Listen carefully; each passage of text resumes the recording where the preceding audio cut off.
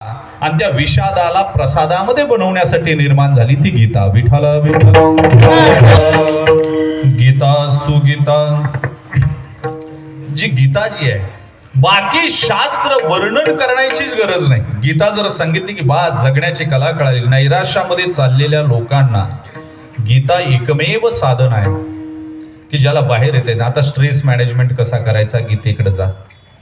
Human relationship कशी develop करायची, गीतेकडे जा.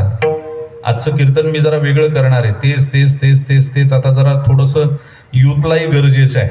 मी आलो ना, गायन चाललं होती, दीदी घड्याळाकडे पाहत होती.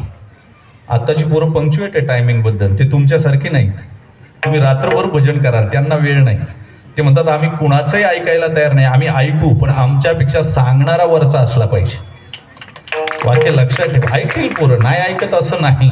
वाक्य लक्षात ठेवा, पण ते पंक्च्युएट आहे. त्यांच्या दृष्टीनं ते योग्य आहे. ऐका, 5000 वर्षापूर्वी सांगितलेली गीता फक्त एकच सांगते. सगळ्या गीतेचा सार आहे की मला तुम्ही शरण या. बस, बाकी काय